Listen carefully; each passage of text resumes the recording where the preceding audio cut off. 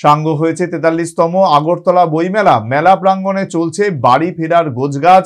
ব্যবসা মন্দার অভিযোগে একাংশ বই বিক্রেতার আগরতলা শহরে বইমেলা আয়োজনের দাবি। মঙ্গলবার হাপানিয়াস্থিত আন্তর্জাতিক মেলা প্রাঙ্গণে সম্পন্ন হয়েছে ৪৩তম আগরতলা বইমেলা।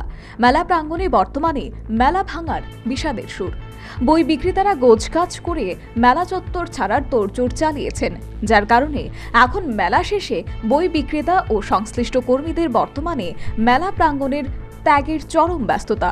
তবে এর মধ্যে আগরতলার বাইরে বইমেলা আয়োজন হওয়ায় ব্যবসা মন্দার অভিযোগ তুলে পুনরায় আগরতলা শহরের প্রাণকেন্দ্রে বইমেলা আয়োজনের দাবি তুললেন সংশ্লিষ্ট জনৈক বই বিক্রেতা। কিন্তু বিক্রিবাটা এরকম নাই। আগরতলা মেলাটা হইলে যেরকম লোকের ভিড় হয় বিক্রিটাও ভালো।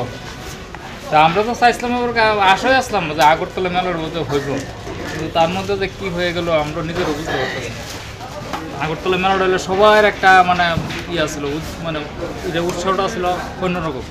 আর এখানে যখন শুনছি আমরা যে না আগরতলা হইতো না, ওই এখানেই মেজাজটা উৎসবটা কমে আছে। এখন মেলা শেষ, দেখেন আজকেও মেলা শেষ আছে, কিন্তু মাঠে অনেক লোক আছে, তারা কাজকর্ম করবো, বসে উঠেছে, তারা জলের প্রয়োজন, কিন্তু গিয়ে দেখি বাথরুমের জলটা অফ করে দিচ্ছে।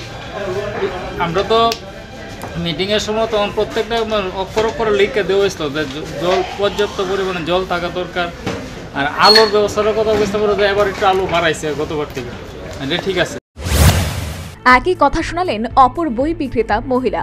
আগরতলায় বইমেলা হলে যে পরিমাণ বিক্রি হয়, হাপানিয়াস্থিত আন্তর্জাতিক মেলা প্রাঙ্গণে বইমেলা হলে সেই পরিমাণ বই বিক্রি হয় না বলে জানালেন ওই মহিলা। তো আগরতলা যদি হইতো আমার মনে হয় ওইখানে ব্যবসাটা একটু ভালো হইতো।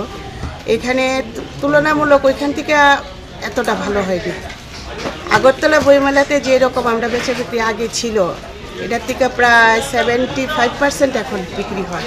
ওইখানে যদি মোটামুটি আমি মনে করি 90% হতো, এখানে প্রায় 70% অথবা 60% এরকম হতো।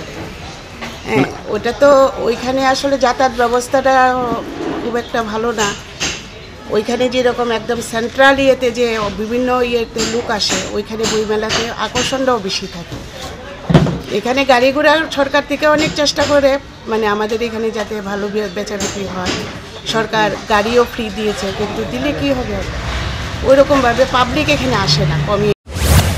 তবে ৪৩তম আগরতলা বইমেলা এই বছর ২ মাস এগিয়ে আনায় একাংশ পুস্তক বিক্রেতারা কিন্তু যথেষ্ট খুশি এবং এ ব্যাপারে জনৈক বই বিক্রেতা রাজ্য সরকারের এই প্রয়াসকে সাধুবাদ জানালেন।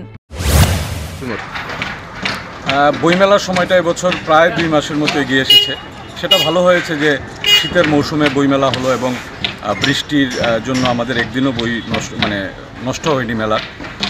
কিন্তু এটা যদি আমরা শুরুতে জানতে পারতাম, ধরুন ২০২৪ সালের মেলা শেষ হওয়ার পরই যদি আমরা জানতে পারতাম যে এবছর জানুয়ারিতে বইমেলা হবে, তাহলে এটা ভালো হতো। যাই হোক, তারপরেও আমাদের পছন্দ মতো সময়ে হয়েছে, তার জন্য ভালো লাগছে।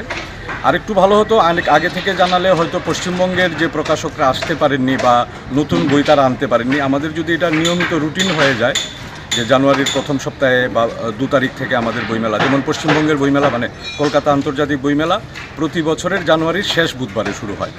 তো এরকম যদি আমাদের একটা ফিক্সড রুটিন থাকে যে আগরতলা বইমেলা ওই সময়ে হবে, তাহলে ভালো হয়। সবাই প্রস্তুতি নিয়ে আসতে পারে, কলকাতার পাবলিশাররাও তাদের নতুন নতুন বই নিয়ে আসতে পারেন, যেটা আমাদের পাঠকদেরকে। উল্লেখ্য, এবছর আগরতলা বইমেলায় ছিল মোট ১৮০টি স্টল, এর মধ্যে বহিরাজ্যে ৫২টি। সে যাই হোক, মেলা ভাঙার পর বুধবার সকাল থেকে বই বিক্রেতা ও সংশ্লিষ্ট কর্মীরা গোছগাছ করে মেলা প্রাঙ্গণ ত্যাগের তোড়জোড় চালিয়েছেন। এর মধ্যে একাংশ বই বিক্রেতা ব্যবসা মন্দার অভিযোগ তুলে পুনরায় আগরতলা শহরের প্রাণকেন্দ্রে বইমেলা আয়োজনের দাবি তুললেন। Bureau report, news vanguard.